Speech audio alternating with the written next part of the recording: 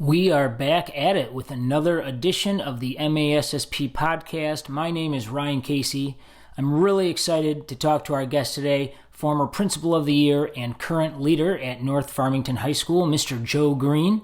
On this episode, he shares with us a beginning of the year tradition for his seniors centered around their student ID cards. If you've ever seen the photos of this event on social media or via a news article, you will notice students dressing up like your favorite musicians, movie stars, characters, and more. It's a lot of fun, and Joe explains how the process works and how the senior class takes ownership to ensure the tradition runs smooth while holding each other accountable for their choices. I hope you enjoy it. So enjoy your ride to or from school, your run on the treadmill, or however you like to listen, because another MASSP podcast episode starts now. Well, Joe, thank you so much for taking the time to join me on the MASSP podcast today. Hopefully the beginning of the school year has been going okay for you so far.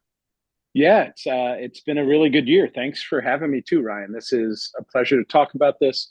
We're off to a good start, and things are humming along. All right. Is homecoming already in the books or no? Yeah, our homecoming was 2 weekends ago. Our sister school just had theirs this past weekend. We kind of lucked out with the weather, I think. Yes. So yeah, it went well. It went well. Awesome. Well, homecoming being one of those great kind of back to school traditions, but to segue, I want to talk about a different back to school tradition that North Farmington has been doing. And, each year around this time, Joe, I get so excited because I get to see all of the different Twitter posts and social media posts.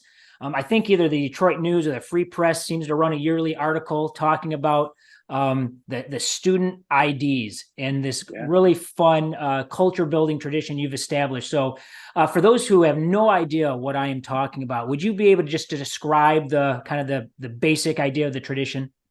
Yeah, so our seniors, as long as they have carried themselves in good standing as a class over their high school career, when it comes time for senior IDs, they get the opportunity to dress up under certain conditions, and we have some agreements, but they get to dress up like any pop culture figure within certain bounds that they want. And they really get to show off and express themselves and show some energy, and it's a blast. And yeah, every year we show up in newspapers in India, in Russia, in France. I mean, it's crazy where we show Oh, that's up. awesome. And the Free Press did fantastic. Eric Seals of the Free Press did a fantastic spread this year. That was pretty cool. We'll try to link to that article when we post this podcast as well. So I'm just curious, like the history behind this. How did it get started? What did year one look like to now? I'm just wondering, did just a senior roll in one day with a costume on and we just said, all right, let's try it? Just walk us through kind of the history. So 9 years ago, almost 10, this started with the class of 2014. Or actually, forgive me, it started in 2014 in the fall with the class of 2015. And they started coming up with the idea in the summer and ran it by several of us. And there was a whole lot of, oh my God, we could never do that. Like, no, I'm like, there's so many problems with that. And I'm like, no, we can do this.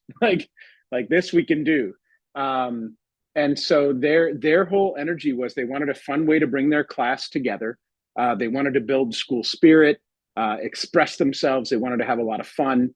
So a number of student leaders got together with me and several staff members, our senior sponsor, and we started to say, what would this look like? So we negotiated some principles to guide student decision making, because we didn't want it to be this laundry set of rules. We wanted part of it to be like, no, you have to navigate these decisions and make good choices because you're about to go into the world as a young adult. And so they chose costumes. We made sure ID photos still supported a safe and secure school environment. And it kind of grew from there as different little hiccups came along. Student leaders and I got back together with staff members, figured out a way to address it, and moved from there. So how many of the seniors do you think in year one participated compared to now? It is pretty consistently the overwhelming majority of seniors. We haven't really seen an ebb and flow in numbers of people participating. Like There are kids that have been thinking about this since sixth grade. Oh, I'm sure. Like they have had a plan. It might have changed 12 times between then and now. Some of them nailed it. They knew it in sixth grade. They know exactly what they're going That's to be. funny. And like this is a thing people spend an enormous amount of time getting ready for, and they look forward to it so much. That's great. So I'm curious as well, the first time you did this, and I'm not sure what, photography vendor you use, but were they on board, or were they kind of puzzled, or how did that go? The first year or two was fascinating. We work with Life Touch. We've had a long relationship with them. The first year, their crew was like, oh, I don't know. I don't know that we can do this. Like, we're going to get in trouble. I'm like, who are you going to get in trouble with? We're like, maybe our bosses. I'm like, I got that. If they have an issue with it, I'll talk to them. But what about the principal? I am the principal. We're good. I think I got this. I'm like, well, what about parents and superintendent? I got them too. We're good. Like, we'll figure this out. And they were like, and I'm like, blame me. If anybody gets mad, just blame me and we'll be good. And what's been amazing is that Life Touch has totally collaborated with us on this. After about the nerves of year two, they decided this is a thing, and look at the joy it brings kids, and and the joy it brings the world, and how little it really costs any of us, and how we've no issues with it. Like, we've been very fortunate. So they went into, all right, how do we do this? How do we support it?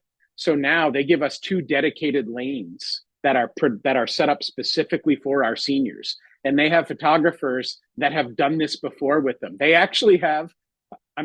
This may or may not be true. They kind of have a lottery for who gets to actually take the senior pictures, because they have a bunch of people that want to do it. That's But they great. get through 2 or 3 retries real quick with kids. They move them through super fast. They know our rules now that we've kind of got them in place. They get them ready. They help them roll. They help them get their poses just right. Everybody has a blast. And so Life Touch is 110% in it with us now. Like, this is just a thing they do, which is pretty cool. They took a risk, and we really appreciate it. Absolutely.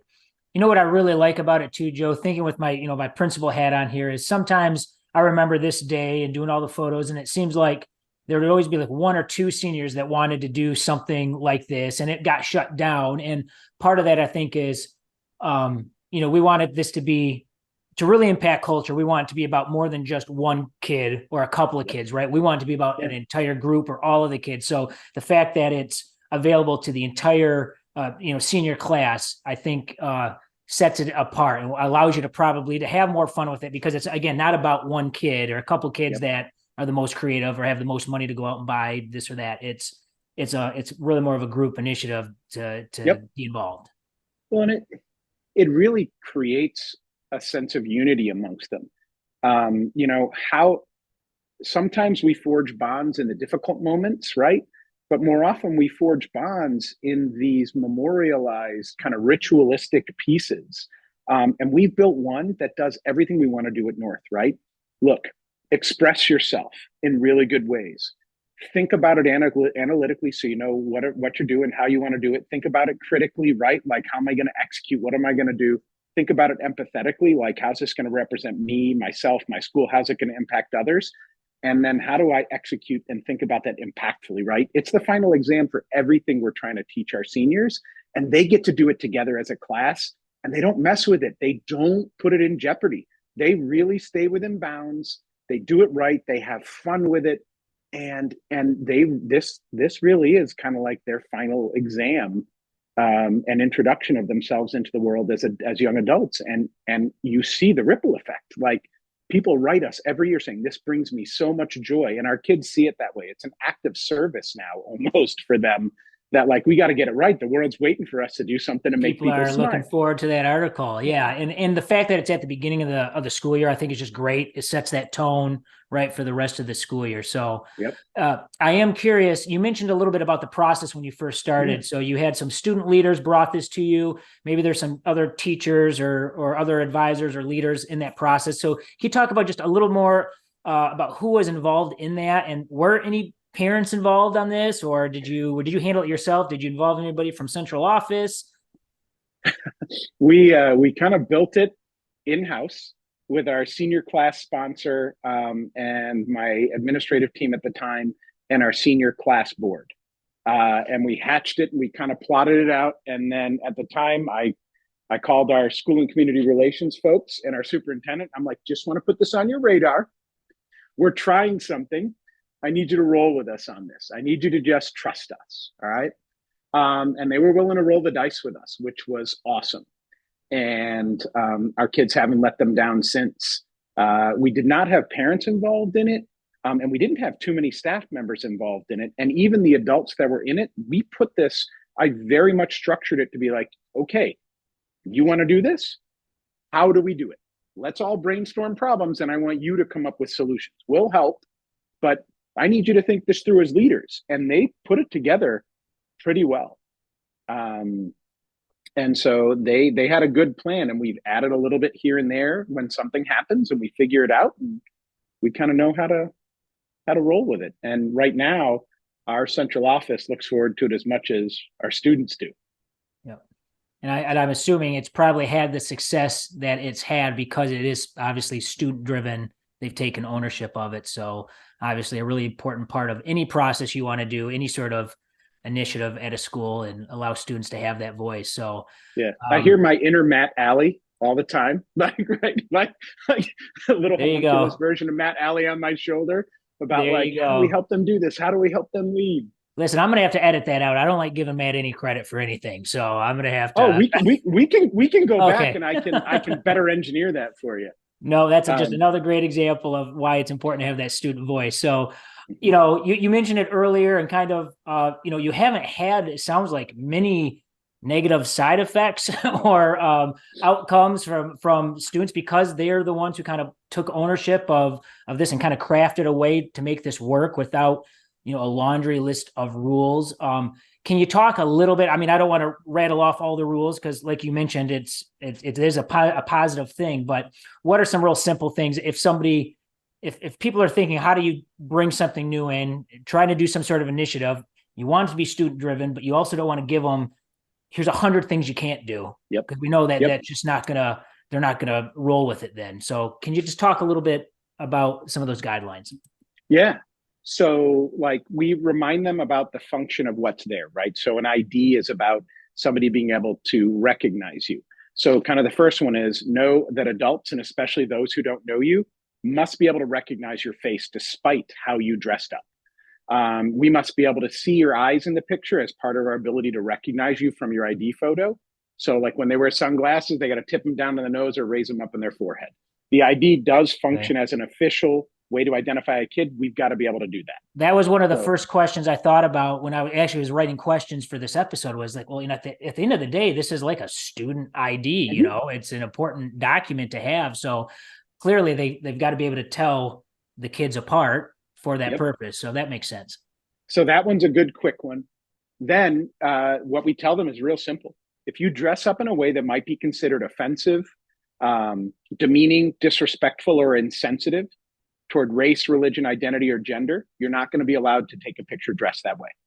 You'll be asked to choose a different, more appropriate idea before you're allowed to take a picture. And I can tell you the backstory to this, but we give an example. So as an example, painting your face one solid color, such as black, brown, or yellow, is considered offensive. Those are historically racist acts. So if you wish to paint your face with our school colors, which happen to be brown and gold, and the gold tends to lean a little yellow, right? We ask that you use significant portions of both colors, brown and gold, as guidance to make good choices. The other one we say is you cannot bring pets as part of your costume. That has been asked every year. And then the only other thing is, if you have questions about your idea, please contact one of the administrators to run your idea by us anytime before picture day. And we don't go any more in depth than that. Oh, that's great. They just have to follow within those principles. And that's the biggest thing. Look, if you want them to thrive, don't hem them in with 88 rules. Give them clear, simple set of principles to follow, make good decisions by, give them ample opportunity to come in and check with you. And then I do sit between those two lines and screen everybody that day. So if there's somebody that's getting to the picture that hasn't met those criteria, we're not doing that. We figure out another alternative. We actually had a young man show up year 2 or 3, uh, dressed in a way that was not the race that he is, and would have been very offensive. And students saw it, and I saw it, and I'm like, yeah, we're not doing this. And I got him and brought him aside, and we actually had a restorative practices session with students Perfect. from the particular. He was. It was almost going to be an incident of blackface. Okay. And so we had some representatives from Black Student Union meet with us, meet with him. We talked it through. We helped him kind of understand. He's like, my God, I didn't know. And we're like, yeah. And so at that point, that's where that rule about how we paint our face, they're like, wait a minute, there's so many ways this could go wrong. We're like, yeah. I'm like, so what do you want to do about it? Yeah. And he's like, well, we got to come up with something. Like it shouldn't just be one color. And I'm like, great, you like, this is where we've learned. Now what? And so they came up. It's got to be a significant portion of your face of both colors at least. And that's one of those places where we had a moment that could have turned this terrible and could have blown back on everything. And our students showed enough trust in us as leaders to be able to intercede, then became part of the solution. We educated everybody. We have never had that problem since. Absolutely. And so it's little things like that that are baked into this too. Like, we have mechanisms to help make sure we keep this alive and keep it in bounds. Does that make sense? Absolutely. And as you mentioned, it's a learning opportunity for some. Really think about Mm-hmm. that turned into this great learning opportunity for that student who's now probably an adult, that hopefully that will be something they reflect on as they're older, and they can avoid that situation, which would have even more severe ramifications, Right. as an adult. And so that's just another And what, added bonus. yep. And what gives me real hope in that moment is he was one of the ones brainstorming solutions. Right. So to me, I'm like, I'm not just getting lip service. Like, you're actually in this now, trying to find a way to resolve this. So that says something to me. Yep. So we've talked about the impact this has had, especially at the beginning of the year, in terms of culture building. Can you just talk a little bit more? How do you think that impacts the rest of the student body, or how does it impact maybe even the rest of the school year? I'm curious, what other positive outcomes it's led to. Sure. Some schools are moving their photo day for efficiency's sake into August, right? Where you come up and you have this orientation day, so you don't blow up a day of school, like, you don't disrupt a whole schedule of stuff. We will not do that, at least not for picture day, very deliberately. The whole school gets to see this.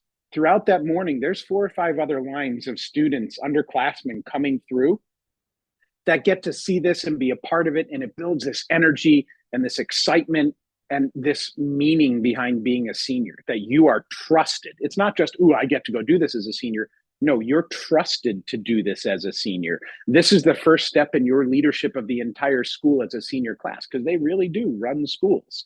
We can say it's the adults, but they outnumber us 1,300 to 1, and the senior class has the most sway, right? So it really sets a tone for how carefully, consciously, and humanely they run the school. And so all these other grades get to see it. And the reporter, Eric Seals, was asking me about that this year. I'm like, it's just as important for them to see it and want to do it when our seniors are doing it, and they think about it and they get there, and it keeps them on point, because they know as a class they need to carry themselves well to continue to have that. So doing it at the beginning of the year creates this positive energy. It takes a day that's usually boring and disruptive with pictures, and it makes it a blast, and it's fun.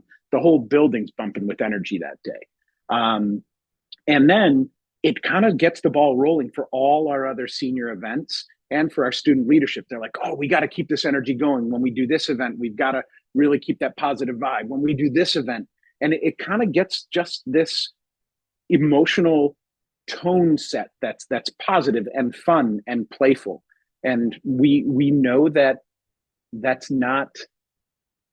doesn't happen if you don't nurture it and sustain it, right? Like, it's a coal, you got to breathe into a fire, and you got to keep it fed and keep it from growing out of control, but keep it fed and keep it energized and keep it Absolutely. fueling you through the year. So we see it again, like when we have a student run event, like our Black Student Union just put on a phenomenal block party that was all student planned.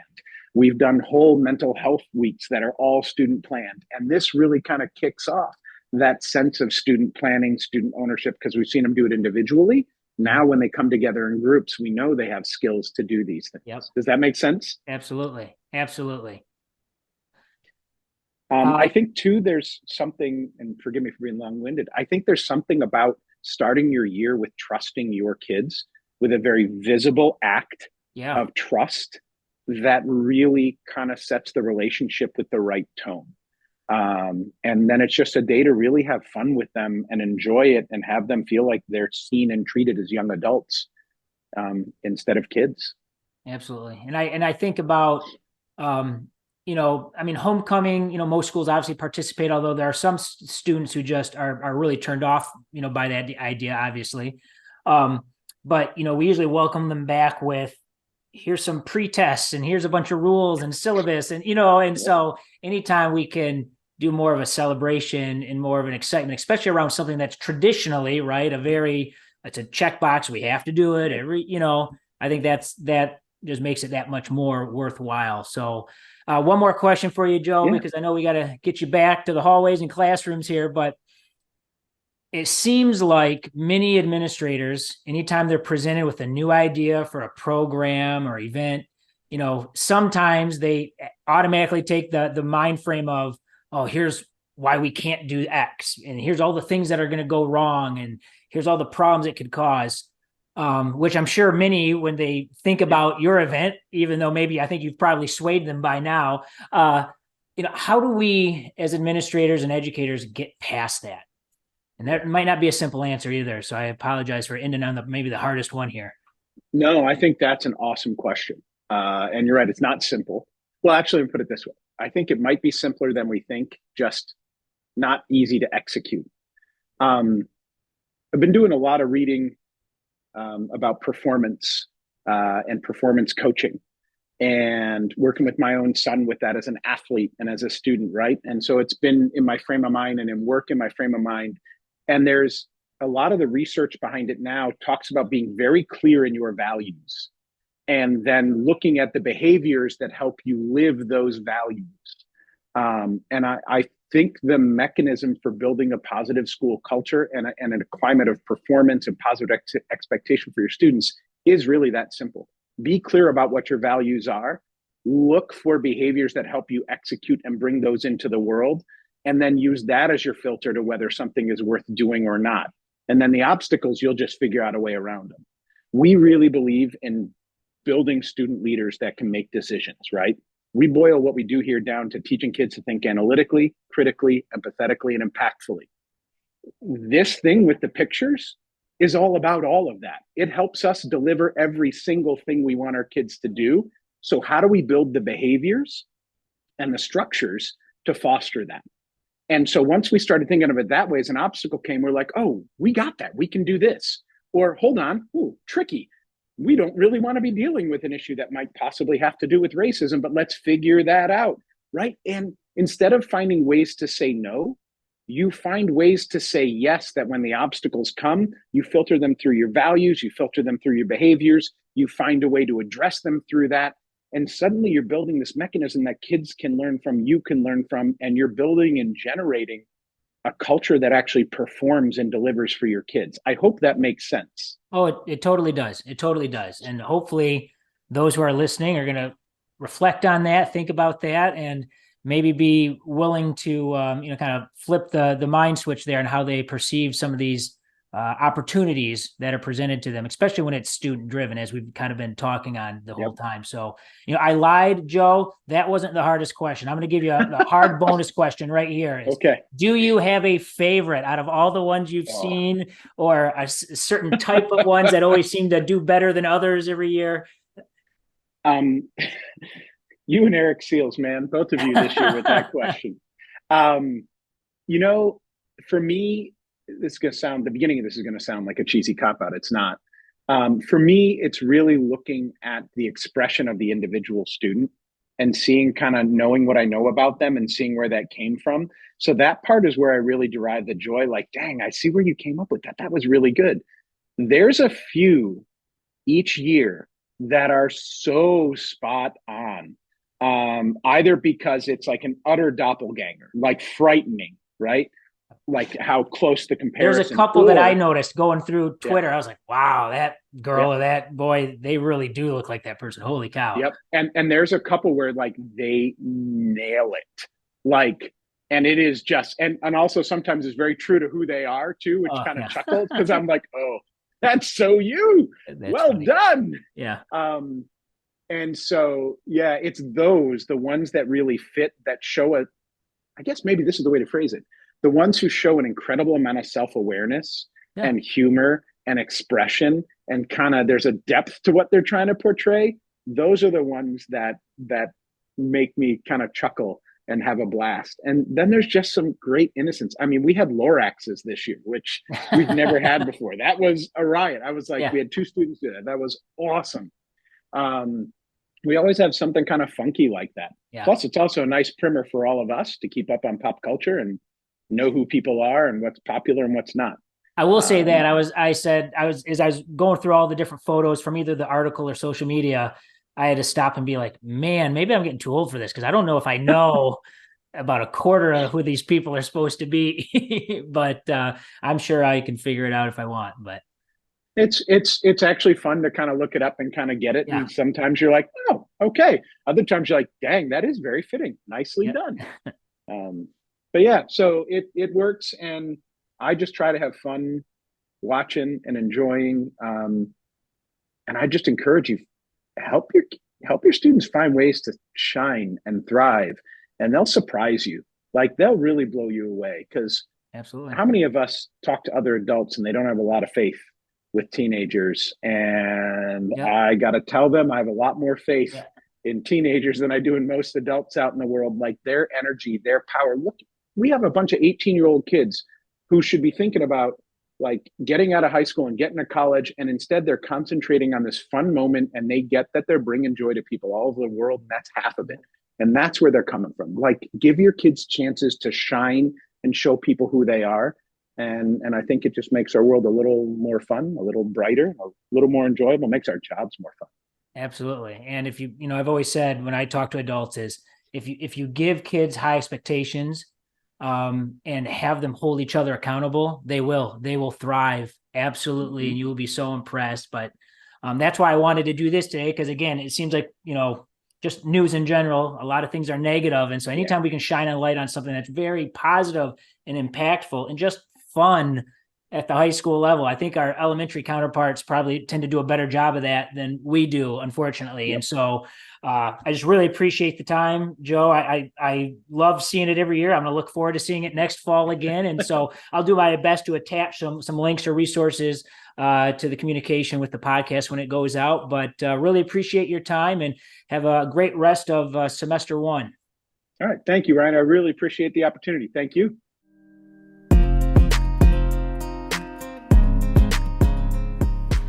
And that's going to do it for this episode. Thank you for listening to the MASSP podcast. Remember, you can listen to this podcast and others anywhere you get your podcasts, including Apple Podcasts, Spotify, and iHeartRadio. Just search for MASSP or hit the subscribe button right now.